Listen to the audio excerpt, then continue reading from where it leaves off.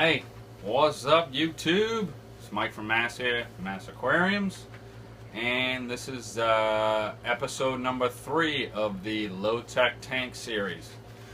Trying to get all you guys out there that want to get a tank started up to give you some series on how to make it easy for you. And episode 3 is going to be on cleaning your filter and the type of plants you need to choose, or that you might want to choose. I'm going to try to make it easy for you. So let's talk about cleaning your filter. I just did a big water change. My last episode was on water changes and maintenance. This episode is going to be on how to clean your filter, when to clean your filter, and what type of plants you want to choose. So, filter cleaning. It's really simple. When I do my water change, I have a pre-filter on here on my hang on the back, which comes in really handy, not only for your biological media, but it traps a lot of debris that might fall off your plants from melting, or a lot of plants, it's just going to happen. The leaves fall off, debris just floats, and it prevents anything from getting into your impeller. This pre-filter right here will prevent all that debris getting sucked into your intake and screwing up your impeller or clogging it, or it just makes your impeller run a lot better. So for all you guys starting a planted tank, get a pre-filter. You can get them on Ken's Fish and Dr. Foster's and Smith, and it's really cheap, and it's a great purchase, and it's going to save you a lot of time when you clean your filter. So what I do when I clean my filter, I do it always when I do a water change, and I try to do it once every, let's say, 6 to 8 weeks. You don't want to over clean your filter. You don't want to clean it all at once and destroy your biological.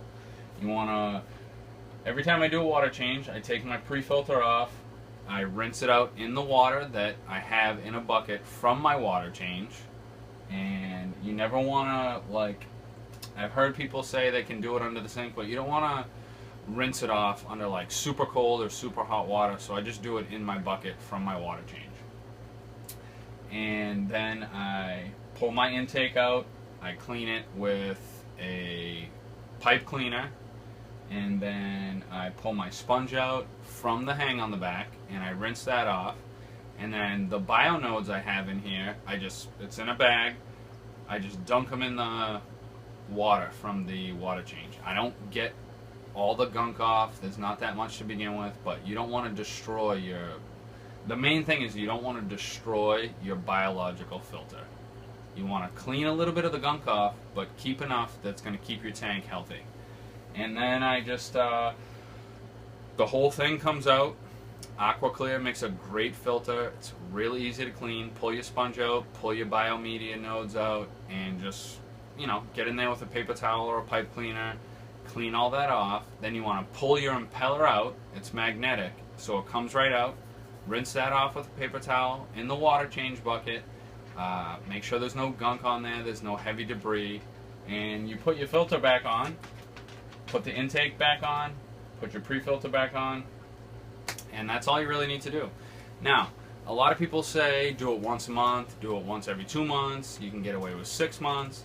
Do whatever you can get away with, but don't over clean it to the point where you're destroying your tank and it has to recycle. If you have an established tank, it's not going to need to recycle, but you don't need to clean your filter like you do dishes. You don't need to do it every water change, every other water change. You can tell when the flow of your filter is slowing down, that maybe something's clogged, maybe your impeller isn't working right. Get in there and just check it out. I recommend, I do every 6 to 8 weeks. So 2 months if you can get away with it, then you can clean your filter. Don't do it all at once. I rinse my sponge out, my pre-filter out every water change, which is every week, but I only clean the inside of my filter out every 6 to 8 weeks, I would say, for this low-tech tank. And that's what I recommend for low-tech tanks. So, plant selection. Big mistake for beginners is when they get a low-tech tank, they go online. Great place to buy plants is plantedaquariumcentral.com. Is they just see all these beautiful plants. They got this plant and that plant, and they just want to buy every plant. Well, with a low-tech tank, you're somewhat limited to the plants that you can buy, because the demands of the plant have to coincide with your low-tech tank. Now, low-tech tank is no fertilizer, well, very little fertilizers and very low light. And what you need to do is figure out the plants you need to get that will thrive in that situation. Now, at Planted Aquarium Central, they have a category for low light plants, which is great, because then you get to take a look at what you're going to do. What I recommend is a few plants that work great in low light, which basically are slow growers or can thrive in low to medium to high light. Now, you can't go putting dwarf baby tears with no CO2 and low light in a low-tech planted tank and think that they're gonna work out. No, they're gonna all melt. They're gonna all die. You're gonna waste your money.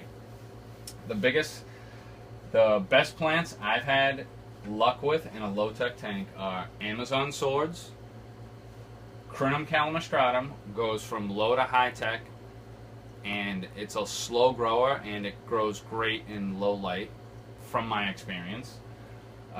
Jungle Val, with the species being Italian Val, also grows great. You have Dwarf Lily, also grows great. Java Fern, which I have a bunch of here and here. Bacopa carolinea, which is way back here, grows great in low light.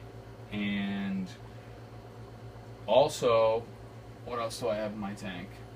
Well, that's what I have in my tank. And you can see it's just growing like crazy.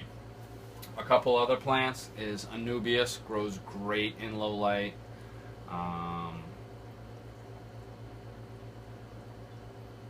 And there's a lot of plants you can look that will grow great in low light. This is what I have in my tank. This is what grows great. I have Frogbit up here.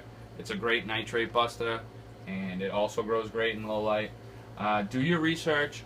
Don't go getting any of these crazy plants that need CO2 and highlighting. Look up the plant. Don't just click buy.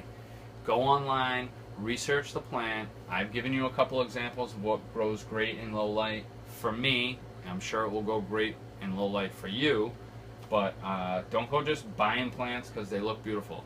Ludwigia ripens, I have a ton of them in my 75, but those don't grow too good in low-tech tanks. Some plants that have a lot of reds, a lot of purples in them, you need to dose iron, you need to have CO2, you need to have highlights. They're just not going to work in your tank. Water Sprite and water wisteria also grow great in low-tech tanks. And basically that's what I got for you. I hope you got some info out of this video. I hope you go get yourself started up a low-tech tank. This is my third upload for this series, and I hope you enjoyed it. So, comment whether you like it or you dislike it, and if you do, my other buddy from YouTube, you know what? If you dislike it, and then comment on why you don't like it. That way I can get better for y'all. Alright? This is Mike from Mass. I'm out.